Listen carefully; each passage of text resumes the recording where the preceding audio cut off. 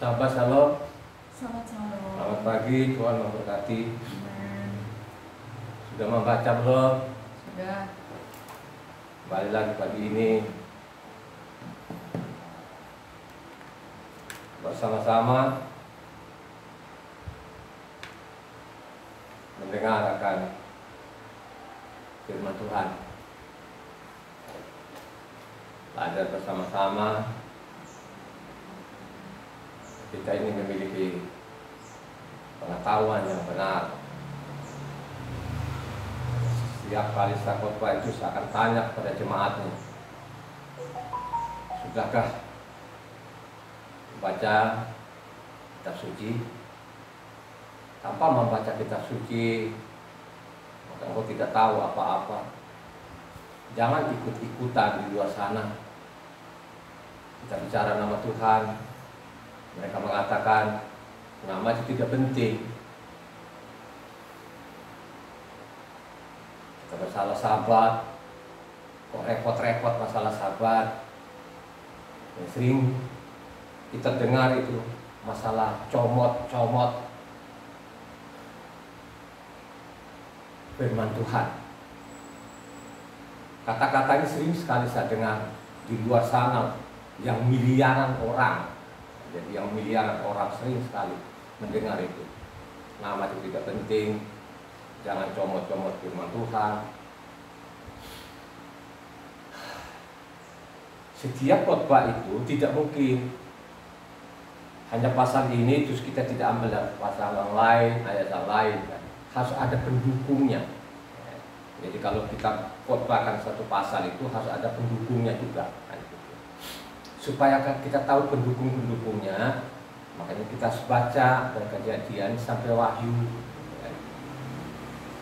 Itu mutlak, bukan relatif ya. Jadi baca kitab suci itu mutlak, bukan relatif. Ya, mutlak. Kenapa saya mengatakan mutlak?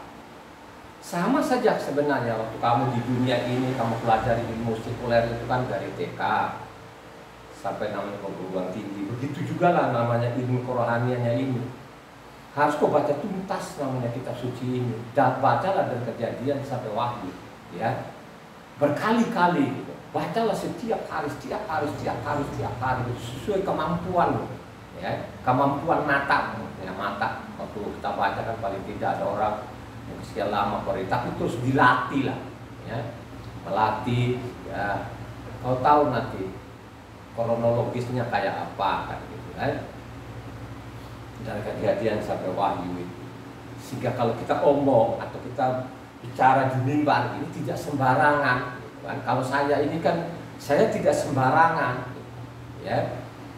Selalu kalau saya khotbah itu melalui pasal dengan ayat gitu, ya. Itulah yang saya mencatat ini selama 22 tahun ini saya baca kitab suci ini secara berurutan. Ya, saya ini kan sudah 155 kali saya baca dari Kejadian sampai Wahyu. Jadi tidak sembarangan saya comot-comot gitu. Tidak ada comot-comotan. Bagaimana saya comot-comot, ya kan? 2 minggu itu dari Kejadian sampai Wahyu. Tidak akan saya comot-comot, saya baca itu berurutan gitu. Jadi 22 tahun loh itu saya baca kitab suci ini, ya. Saya tidak akan mencomot-comot sembarangan. Tidak ada beda yang di luar sana, gitu.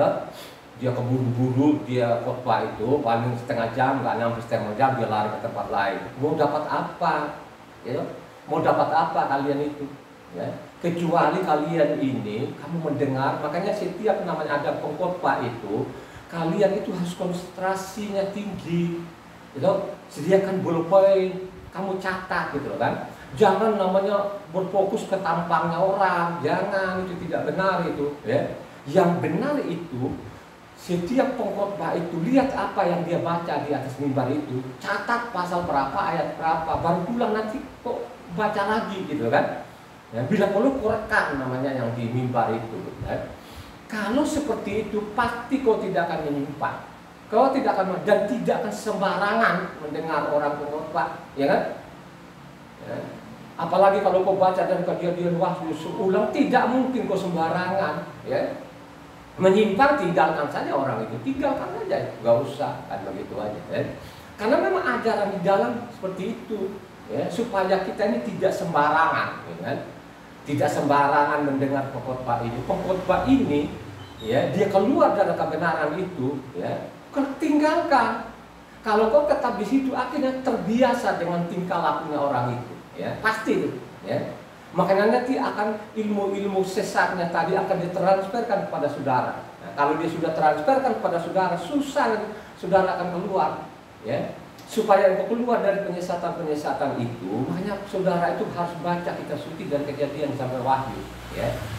Harus itu mutlak itu, jangan sekali saja berulang-ulang kali seperti saya ini 22 tahun loh. Ya, 22 tahun itu baca dan Kejadian sampai Wahyu setiap hari. Ya, setiap hari loh ya. Ya, jadi selama 22 tahun tidak pernah saya terputus. Ya, dimanapun saya berada, saya tetap baca. Itu tandanya orang merendahkan hatinya. Ya, tandanya orang yang merendahkan hati, tandanya orang itu namanya takut kepada Tuhan. Itu tadi, kalau berhadapan Tuhan kita tidak bawa apa-apa. Lu tidak mau membawa profesor, mau doktor, dia tidak lihat itu. Tuhan itu tidak melihat itu, dia lihat hatimu itu loh. Ya. Bagaimana Tuhan melihat hatimu itu? Kalau engkau mau ikuti perintahnya, itulah orang yang rendah hati. Ya, bagaimana lu bilang rendah hati kalau semua engkau tolak perintahnya? Ya. Kau tolak peraturan itu apa orang rendah hati? Apakah orang itu takut kepada Tuhan? Ya. Waktu mereka khotbah itu mereka, wah kita harus takut kepada Tuhan. Tapi tidak menjelaskan kepada saudara. Ya. Takut kepada Tuhan itu kayak apa? Prakteknya apa? Kalau engkau menjadi benar itu prakteknya apa? Apa yang kau lakukan? Harus dijelaskan. Ya. Kalau hanya sekedar dia bilang, wah kita harus takut kepada Tuhan, tapi dia sendiri melanggar perintah Tuhan, tinggalkan itu saudara. Tinggalkan aja. Ya. Melanggar yang diperintahkan Tuhan itu ada ancamannya, apalagi ada ancamannya. Makanya sering mengatakan setiap sahabat itu, ya, berbahagialah orang, ya, yang melakukan sahabat itu. Ya. Orang tidak melakukan sahabat dihukum mati. Bukan saya yang menghakimi, ada tulisannya, ada pasalnya. Ya. Nanti pada waktu dia baca itu, apakah dia merendahkan hatinya atau dia tetap melawan, kan gitu aja. Kalau dia merendahkan hatinya, pasti dia ikuti akan perintah Tuhan. Itu saja tandanya.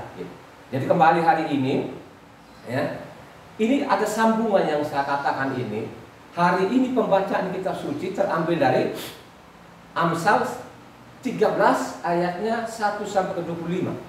Sekali lagi, hari ini Amsal 13 ayat 1 sampai ke 25. Silakan dibaca yang keras. Anak yang bijak mendengarkan didikan ayahnya, tetapi seorang mencemooh tidak mendengarkan hardikan. Dari buah mulutnya seseorang akan makan yang baik, tetapi nafsu seorang pengkhianat ialah melakukan kelaliman. Siapa menjaga mulutnya, memelihara nyawanya, siapa yang lebar bibir akan ditimpa kebinasaan. Hati si pemalas penuh keinginan, tetapi sia-sia, sedangkan hati orang rajin diberi kelimpahan. Orang benar benci kepada dusta, tetapi orang fasik memalukan dan memburukan diri. Kebenaran menjaga orang yang saleh jalannya, tetapi kefasikan mencelakakan orang berdosa. Ada orang yang berlagak kaya, tetapi tidak mempunyai apa-apa. Ada pula yang berpura-pura miskin, tetapi hartanya banyak. Kekayaan adalah tebusan nyawa seseorang, tetapi orang miskin tidak akan mendengar ancaman. Terang orang benar bercahaya gemilang, sedangkan pelita orang fasik padam. Keangkuhan hanya menimbulkan pertengkaran, tetapi mereka yang mendengarkan nasihat mempunyai hikmat. Harta yang cepat diperoleh akan berkurang, tetapi siapa yang mengumpulkan sedikit demi sedikit menjadi kaya. Harapan yang tertunda menyedihkan hati, tetapi keinginan yang terpenuhi adalah pohon kehidupan. Siapa meremehkan firman, ia akan menanggung akibatnya, tetapi siapa taat kepada perintah akan menerima balasan. Ajaran orang bijak adalah sumber kehidupan, sehingga orang terhindar dari jerat-jerat maut. Akal budi yang baik mendatangkan karunia, tetapi jalan pengkhianat mencelakakan mereka. Orang cerdik bertindak dengan pengetahuan, tetapi orang bebal membeberkan kebodohan. Putusan orang fasik menjerumuskan orang ke dalam celaka, tetapi duta yang setia mendatangkan kesembuhan. Kemiskinan dan cemooh menimpa orang yang mengabaikan didikan, tetapi siapa mengindahkan teguran, ia dihormati. Keinginan yang terlaksana menyenangkan hati, menghindari kejahatan adalah kekejian bagi orang bebal. Siapa bergaul dengan orang bijak menjadi dia bijak, tetapi siapa berteman dengan orang bebal menjadi malang. Orang berdosa dikejar oleh malapetaka, tetapi ia membalas orang benar dengan kebahagiaan. Orang baik meninggalkan warisan bagi anak cucunya, tetapi kekayaan orang berdosa disimpan bagi orang benar. Rumah orang miskin menghasilkan banyak makanan, tetapi ada yang lenyap karena tidak ada keadilan. Siapa tidak menggunakan tongkat benci kepada anaknya, tetapi siapa mengasihi anaknya menghajar dia pada waktunya. Orang benar makan sekenyang-kenyangnya, tetapi perut orang fasik menderita kekurangan. Demikian pembacaan firman Tuhan. Luar biasa, saudara. Tolong jemaat mencatat ini supaya saudara itu baca ulang-ulang, dibaca ulang-ulang. Ya. Anak yang bijak itu mendengar nasihat didikan orang tua. Jadi anak bijak itu akan sering mendengar. Ya, makanya berkali-kali khotbah saya, kalau ada anakmu itu, ya, harus kau dekati anak itu, dan anak itu harus dekat orang tuanya, gitu kan? Sehingga apa yang dinasehatkan kepada orang tuanya itu direkam, ya, direkam, ditaruh dalam hatinya, jangan ditaruh di kepalanya, kan? Taruhlah dalam hatinya. Begitu juga lah pada waktu engkau membaca kitab suci ini, gitu? Baca kitab suci itu jangan pakai bawa pintarmu, baca kitab suci itu dengan rendah hati, ya, harus itu mutlak itu. Dimana pada waktu engkau membaca kitab suci itu, disitulah engkau bicara dengan Tuhan. Pasti kan gitu. Karena suara Tuhan itu ditulis oleh nabi-nabi itu. Loh, nabi-nabi itu tidak menyimpang, saudara. Apa yang keluar dari mulutnya Tuhan itu dicatatlah mereka ini, ya. Mereka tuh nabi benar loh, ya. Jadi ada nabi palsu dengan ada nabi benar, gitu kan. Pengalaman saya dari Kejadian sampai Wahyu itu, kalau nabi benar itu sedikit loh, saudara. Sedikit sekali gitu. Tapi kalau nabi palsu ya banyak betul-betul, banyak betul gitu kan. Nah, yang palsu-palsu ini yang sok ngotot. Tapi kalau namanya nabi benar itu, oh sangat, saudara. Kalau sudah berhadapan Tuhan itu dia mau ngomong sekali untuk ulangkan 2 kali saja pun sudah takut dia. Gak mau itu, ya. Gitu loh, ya.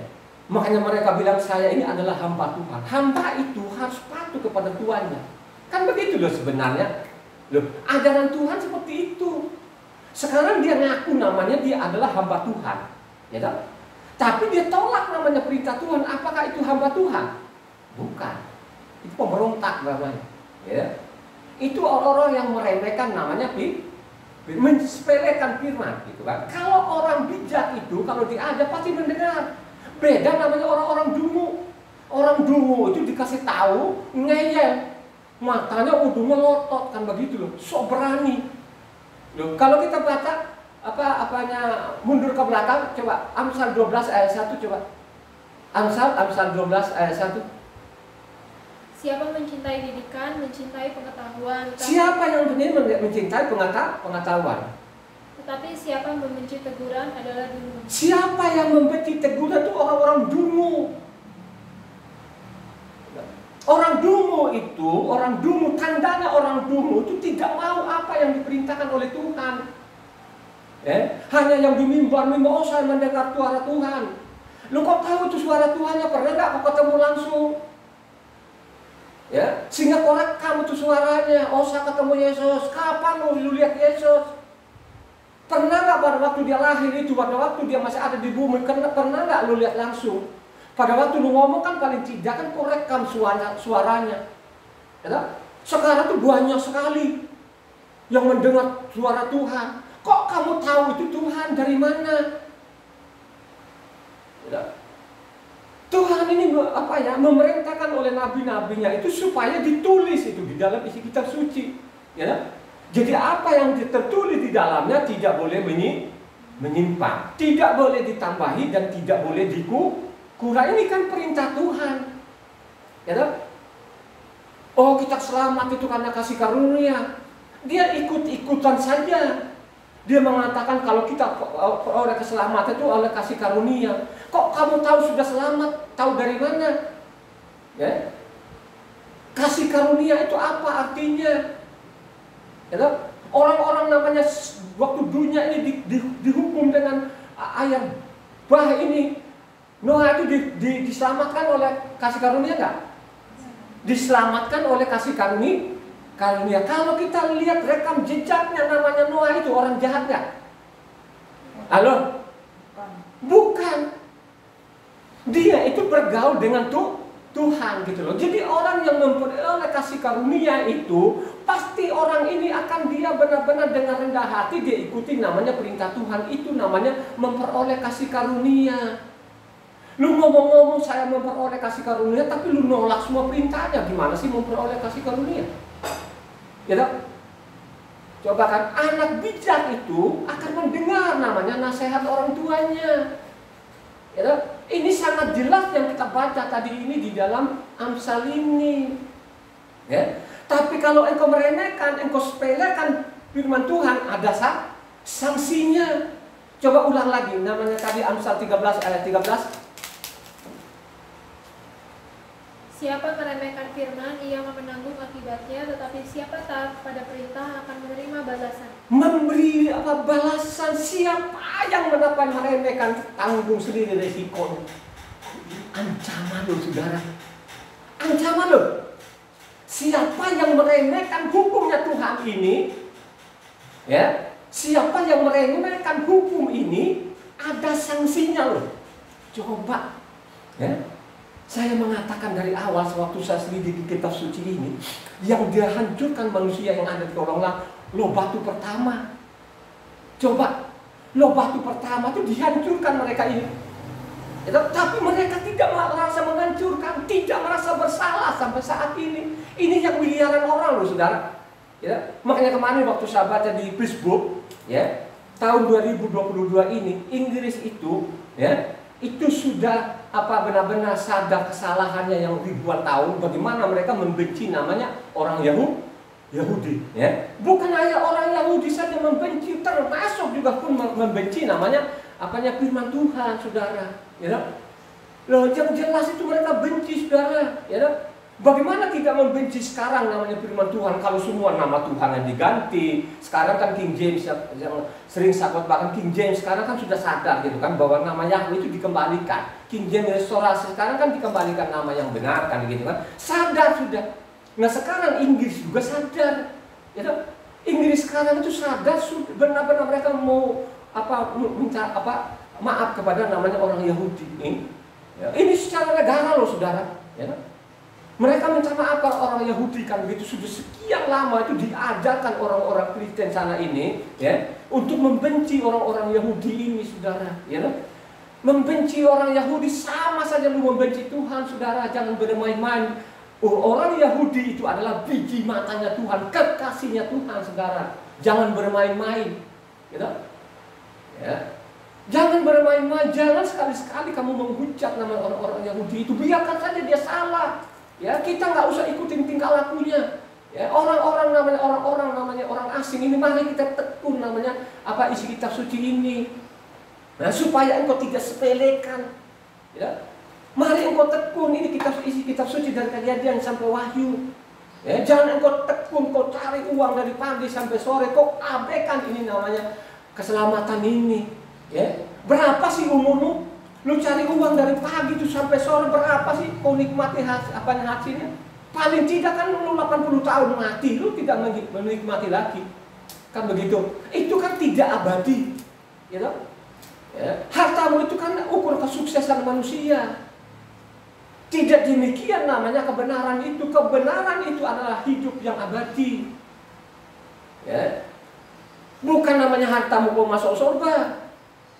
Ya. Kalau masuk surga itu adalah kebenaran. Kebenaran yang dimaksud itu adalah hukum-hukumnya Tuhan. Harus engkau taati. Itu yang dimaksud di dalamnya. Makanya perlu sekali ini kau dengan rendah hati, kau catat namanya Amsal ini, kau baca dengan benar-benar merendahkan hatimu itu. Ya, bacalah. Amsal itu apa? Apa arti Amsal itu? Halo, gimana? Perumpamaan, misal, kan gitu ya. Seandainya kata, itu namanya Amsal. Amsal itu harus tahu juga artinya. Kalau engkau tidak tahu, ini susah. Belajar itu memang sulit, saudara. Tapi kita harus berusaha, kita baca dan kita baca. Ya. Jangan kita ngomong masalah Amsal nggak ngerti Amsal. Kita sering ngomong masalah hakikat, tidak tahu apa arti hakikat itu. Ya toh? Nggak tahu, ikut-ikutan saja. Banyak kan orang-orang yang ikut-ikutan itu. Kalau kita hanya nganga-nganga doang, ya. Itu orang-orang yang sepelekan. Kalau itu sepelekan itu ada sanksinya, saudara. Jangan bermain-main loh, ya. Ada sanksinya, ya. Siapa yang memalingkan telinganya dari hukum Tuhan, doanya jadi apa?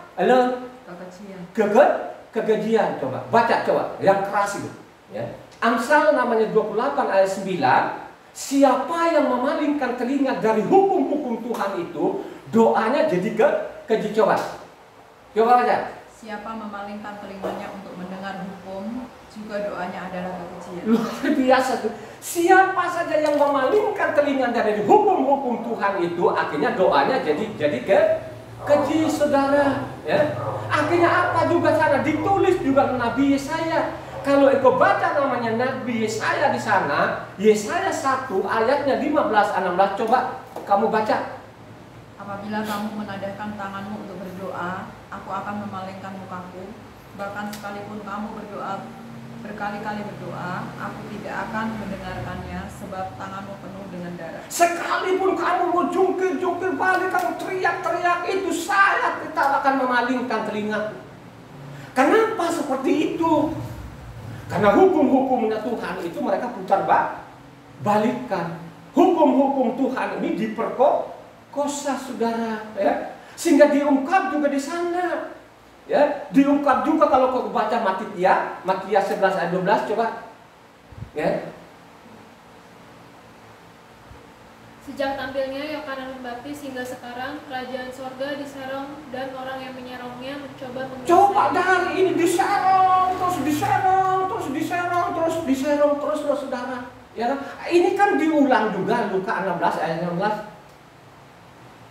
Hukum Torah dan kitab para nabi berlaku sampai kepada zaman Yohanan, dan sejak waktu itu kerajaan Tuhan diberitakan dan setiap orang menggagahinya, berebut memasukinya. Diserong, diperkosa, saudara. Ini fakta loh. Ya. Saya bukan comot namanya firman. Ya kan? Saya bukan comot gitu loh. Memang saya comot, tapi ada namanya linknya, ada benang merahnya. Ya. Jadi kalau kau sepelekan firman Tuhan, ada sanksinya. Kan begitu sanksinya. Ya. Orang yang namanya tadi yang memperkosa namanya firman Tuhan tadi, ada sanksinya berat. Ya. Bacalah namanya Amsal ini dengan benar baik, gitu. Amsal itu berapa pasal? 31 pasal, saudara, gitu. Jadi baca yang benar baik, jangan ikutan, saudara, ya. Siapa yang menghina firman Tuhan pasti ada sanksinya. Coba Amsal 19 ayat 16. Amsal 19 ayat 16. Siapa berpegang pada perintah, memelihara nyawanya. Siapa yang memegang perintah Tuhan, hukum-hukum Tuhan itu memeliharanya nyawanya. Terus? Tetapi siapa menghina firman akan mati. Siapa yang menghina, siapa yang menyepelekan pasti mati, saudara. Ya. Ingat baik-baik, renungkan firman Tuhan, jangan keraskan hatimu loh, ya. Jangan kekeraskan hatimu, jangan mendengar khotbah-khotbah ini coba-coba muka perang. Ini yang di khotbah ini lebih muka perang lagi loh, saudara, ya kan? Tapi sekarang enggak, ya kan? Makanya saya mengatakan ya, saya jujur, paling tidak itu tensiku itu kalau dulu itu ada bomo sekali nantang itu pasti tahu akibatnya, ya kan? Sekarang ini sudah sekian persen lah. Jangan ajak-ajak saya seperti itu, keberanian, ya. Kata Rasul Saul kan gitu juga, jangan engkau coba-coba loh, ya, keluarkan asliku. Ya, Rasul Saul ngomong loh, saudara, jangan coba-coba uji loh, ya, kemampuanku, keberanianku, ya, keberanian fisik maksudnya, ya. Jangan coba-coba adu fisik loh, ya. Ini orangnya ini nih. Kalau saya tidak mengenal Tuhan ini, kalian sudah saya makan, udah saya habisin kalian ini gitu loh kan. Rasul Saul loh, saudara. Ya, Rasul Saul itu tidak sembarangan loh saudara. Dia taat Taurat itu, taat itu saudara. Ya. Rasul Saul itu memperoleh namanya kasih karunia itu saudara, tidak sembarangan, bukan perampok. Rasul Saul bukan perampok saudara, dia seorang ekstrim dalam kebenaran. Ya. Coba kan gitu. Hanya dia tidak pahami siapa ini namanya Yesua ini. Itulah yang dia nafsu sekali. Ya. Kenapa tiba-tiba lagi dia mengakunya Tuhan? Ya, kenapa dia mengaku? Kan manusia biasa saja yang lahir dari seorang perempuan, bapaknya juga tukang kayu, dia tukang kayu, nafsu sekali kan begitu. Tapi kalau namanya Taurat, katanya Taurat itu catat tuh. Ya, makanya katanya Rasul Saul jangan coba-coba loh ya, kok adu apa memancing-mancing emosiku aslinya loh kan gitu kan. Begitu juga di sini saudara. Makanya jangan sekali-sekali menantang. Kalau menantang itu sama saya, jangan menantang di luar, datang di sini, lo bawa itu kitab sucinya, kan gitu kan. Habis itu nanti kalau kau gak puas lagi kalau menantang fisik juga nggak apa-apa, kan gitu loh ya. Tak fair namanya, itu kan. Jadi marilah kau rendahkan hatimu ini membaca kitab suci. Siapa yang menghina namanya firman Tuhan akan mati, saudara. Ya, ini bukan saya, itu tulisannya seperti itu. Dan kejadian dan benar-benar terjadi nggak ya? Banyak nggak orang-orang Yahudi mati? Banyak. Sampai Yerusalem itu kosong ditumbuhi rumput nggak? Ya. Ya. Weh, ngantuk nggak? Sampai namanya Yerusalem itu ditumbuhi rumput. Kenapa ditumbuhi rumput? Halo? Karena mereka menghina firman Tuhan, menyepelekan namanya firman Tuhan. Loh sekarang saya tanya kepada saudara, ini Amsal ini bicara dengan orang di luar Israel atau orang Israel? Saya dengan jujur, Amsal ini.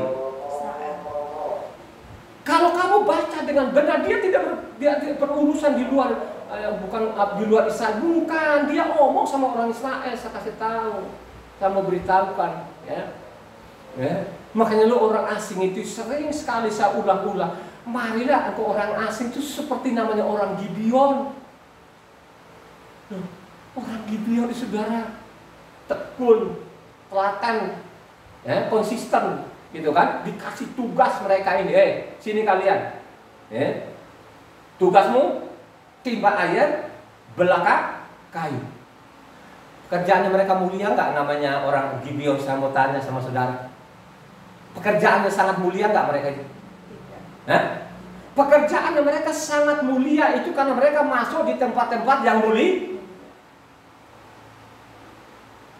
Mereka tuh masuk di tempat-tempat yang mulia, saudara, karena mereka bawa namanya kayu, bawa namanya air untuk dicuci pakai tangan. Sedangkan suku yang lain tidak boleh dekat, saudara. Bukan berarti tidak dekat itu tidak selamat, bukan, diatur sedemikian rupa ini, ya. Maka siapa pengajar itu diatur. Nabi itu tidak sembarangan, ya. Kalau nabi yang diutus Tuhan itu akan sesuai nanti ucapan Tuhan itu akan disampaikan. Itu namanya nabi benar. Dia tidak boleh menyimpang, dia tidak boleh sepelekan namanya suaranya Tuhan, dia sampaikan, ya. Dengan risiko apa saja. Apakah nanti waktu dia sampaikan dia bunuh? Nah itu nabi benar. Dia tidak menyimpang dalam kebenaran. Ya. Siapa yang menghina firman Tuhan, menghina hukum Tuhan, dihukum mati. Saya bukan comot-comot, ya toh? Begitulah risikonya. Yang ditanggung siapa saja namanya yang meremehkan namanya firman Tuhan, ya toh? Siapa yang mengabaikan teguran itu namanya orang-orang dungu. Dungu itu bapaknya bodoh nggak? Ya? Jadi bapaknya bodoh itu namanya dungu. Dungu itu kan mungkin super bodoh. Itulah yang terjadi sampai saat ini. Orang yang mengabaikan perintah-perintah Tuhan, sabatnya, pondok daunnya, pesaknya, itu orang-orang dungu. Itu dungu namanya. Bodohnya bodoh. Ya. Yang punya pendidikan lebih bodoh lagi karena pendidikan itu sudah dikunci. sehingga tidak keluar dari sesatan itu.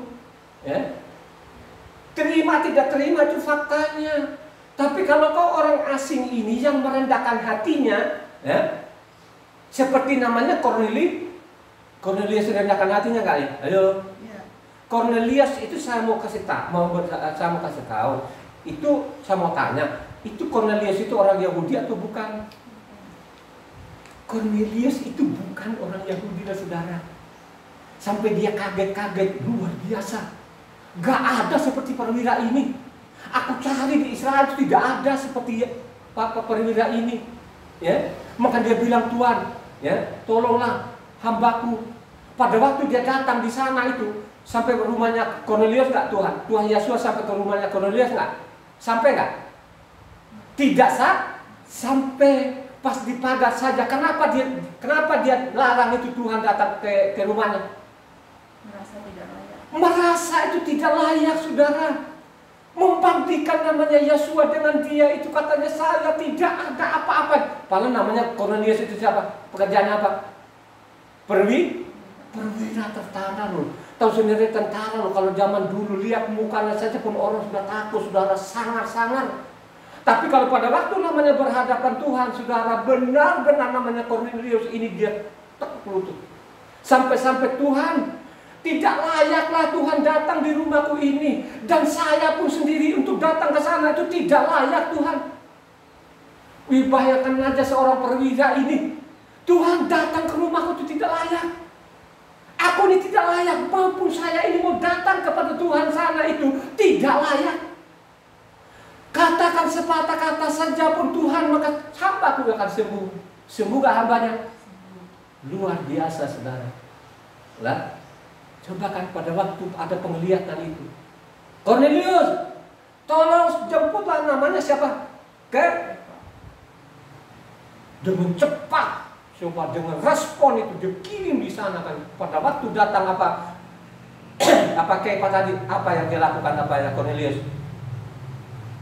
Ya, dia langsung dia berlutut, dia sembah namanya Kepa, saudara. Dia sembah, saudara.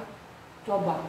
Makanya di sana kalau kamu mencatat, ada catatan di sana namanya Kisah Para Rasul 10 ayat 35. Coba dibaca. Coba. Kisah Para 10 ayatnya 35 di sana, coba kau baca dengan rendah hati, kau simpan ini firman itu dalam hatimu. Coba baca. Setiap orang dari bangsa manapun yang takut akan dia dan yang mengamalkan kebenaran berkenan kepadanya.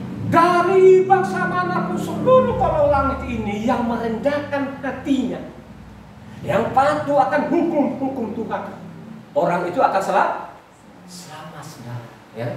Bukan orang seperti sekarang itu yang miliaran pongannya, ampun pongan, tapi tidak merasa pongan, tidak merasa salah. Ya. Mereka sering katakan, wah kita harus bicara kebenaran apa yang kau sampaikan, karena bertentangan namanya isi kitab sucinya. Apakah orang-orang seperti itu yang patuh kepada firman Tuhan? Tidak. Itu orang-orang pembangkang tapi tidak merasa membangkang kepada Tuhan. Ya, orang-orang berdosa itu tapi tidak merasa berdosa kepada Tuhan. Yang sering sekali mereka angkat dengan darah Yesus, ya, selesai semuanya, tidak membaca dengan benar. Dia tumpahkan kepada siapa darah ini? Dia tidak akan tumpahkan kepada orang-orang yang pembangkangan dalam kitab suci. Ya, dia tumpahkan darahnya kepada orang-orang yang rendah hati. Dia akan selamatkan, kepada orang-orang miskin itu yang patuh kepada Tuhan. Seperti namanya Eliasar itu, saudara. Eliasar itu, saudara, miskin, tapi saya yakin percaya itu, ya, dalam kemiskinan itu dia masih percaya bahwa ada Tuhan ini. Ya, sehingga pada waktu dia matinya Eliasar tadi itu, bawalah namanya ke pangkuan, namanya Abraham, paling tidak di sampingnya Abraham lah. Ya, mendingan orang kaya tadi dia berpoya-poya di kolong langit ini, akhirnya apa? Dia mengatakan, begitu tersiksanya saya di sini Abraham, tolonglah utuslah orang-orang mati, sampaikan kepada mereka di sana. Lalu Sampaikan kepada mereka, masih ada 5 saudaraku. Apa jawabannya? Abraham itu kirim orang mati nggak? Atau apa yang diucapkan Abraham? Ada kitabnya Mose dan kitab para nabi, tinggal mereka baca. Ada nggak yang respon sampai saat ini yang miliaran orang itu? Malah sebaliknya saudara, sebaliknya sekarang itu namanya Taurat buang. Disepelekan, dihina saudara. Nama Yahweh itu nama setan.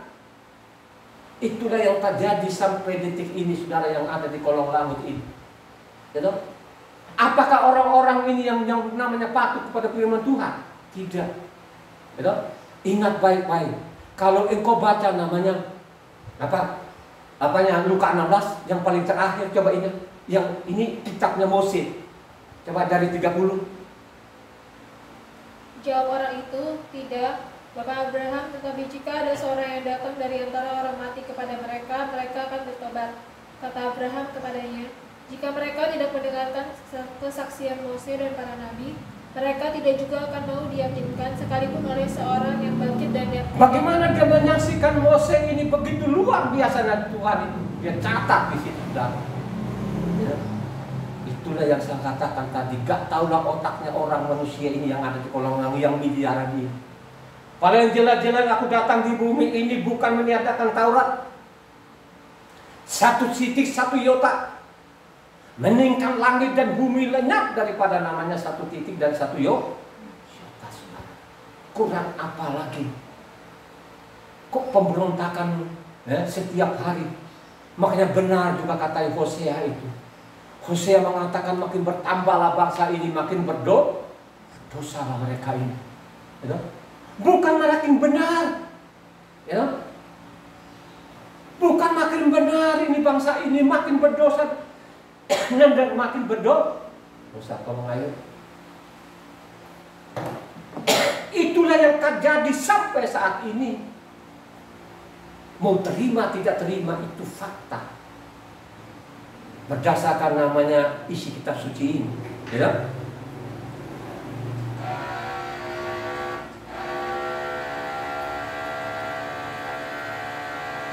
Kalau kita baca lagi, yang menista kitab suci itu apa sanksinya? Mari kita baca namanya Yesaya 5 ayatnya 24. Satu orang. Yesaya 5 ayat 24. Siapa yang menista kitab Taurat tua, hukum-hukum Tuhan itu ada sanksinya, saudara, ya. Jadi menghina, menista, menyepelekan itu sama saja, ya Pak. Ini ditulis oleh nabi-nabi. Yesaya 5 ayatnya 24. Sebab itu seperti lidah api memakan jerami dan seperti rumput kering habis lenyap dalam nyala api, demikian akar-akar mereka akan menjadi busuk dan kuntungnya akan berterbangan seperti abu, oleh karena mereka telah menolak pengajaran Yahweh semesta alam dan menista firman yang Maha Kudus Tuhan Israel. Jadi sanksinya apa? Yang menista namanya akan dibakar, saudara. Bakar di mana? Neraka. Lu banyak sekali ancaman-ancaman di dalam, saudara. Makanya saya mengatakan dari awal, dicoba kalau kamu baca namanya Matitia 13 itu dituntaskan. Ya. Karena itu 50-an ayat itu, saudara. Kalau kau baca di sana itu, lemparkan kepada neraka. Yang menyesat-nyesatkan itu lemparkan, yang sepele-sepelekan lemparkan kepada namanya neraka sana itu, coba. Itu ada ancamannya.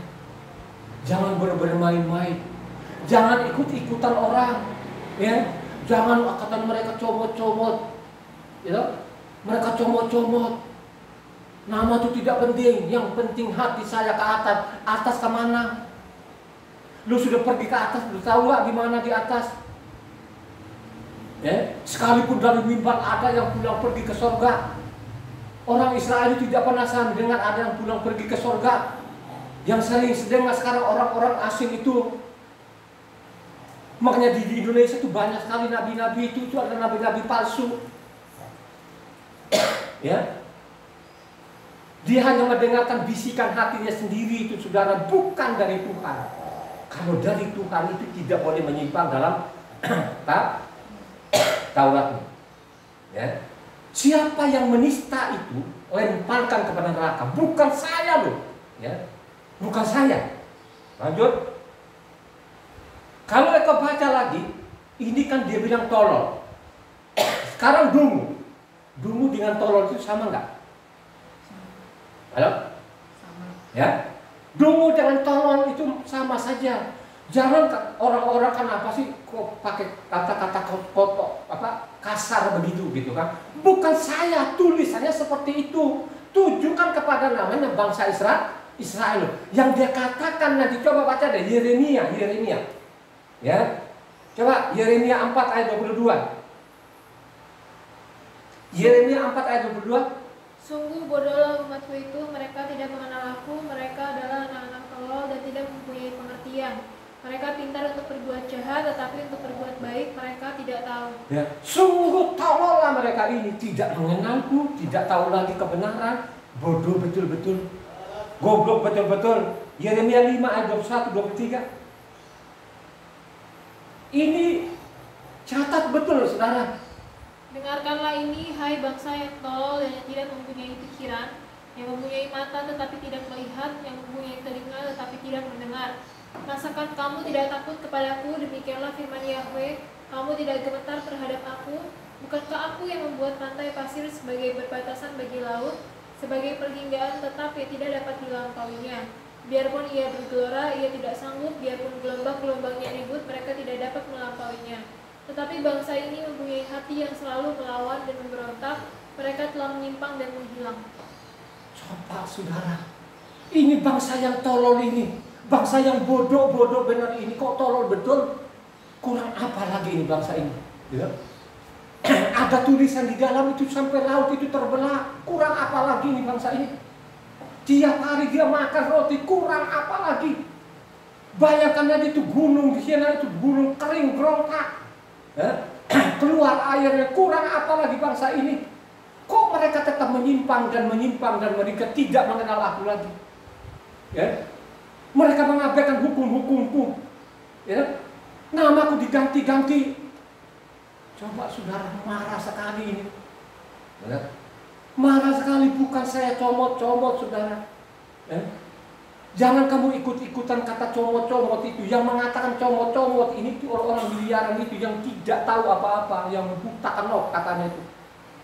Ya? Dia hanya ikut-ikutan, mungkin dia ibadahnya dia ikut-ikutan. Ya? Padahal itu menyimpang itu loh saudara, menyimpang di dalam. Kalau dia baca saja dia tidak akan mau. Dia tidak mau akan ikut banyak-banyakannya orang. Ya?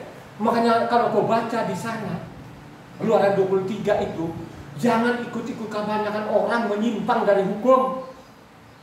Coba saudara, jangan ikut-ikut kebanyakan orang yang menyimpang dari hukum saudara.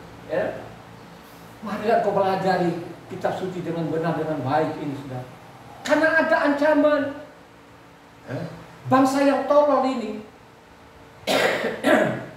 saya tanya, bangsa yang tolol, dia mengatakan bangsa yang tolol itu ke bangsa lain atau ke bangsa Israel? Jujur saja kalian ini. Israel. Yang dia mengatakan bangsa yang tolol itu adalah orang-orang. Kenapa dia bilang tolol itu? Karena mereka lihat mujizat yang luar biasa, kurang apa lagi. Coba kan, sampai namanya suaranya Tuhan itu dengar, sudah ada, dicatatlah nabi-nabi ini. Ya kan? Makanya Tuhan itu tidak seperti anak sapi. Ya. Sampai-sampai waktu dia datang di bumi ini pun, ya, waktu dia datang di bumi ini, ya, itu dia pakai tubuh kemuliaan atau tubuh manusia. Dia datang di bumi ini, dia turun di bumi ini pakai tubuh manusia. Adalah tubuh kemuliaannya. Diperlihatkan nggak tubuh kemuliaannya? Diperlihat, kurang apa lagi? Coba kan, begitu tololnya ini, kurang apa lagi? Kok bangsa ini tetap namanya menyimpang dan menyimpang, saudara? Ini fakta. Saya tidak mengarang-arang, karena saya seorang pembaca.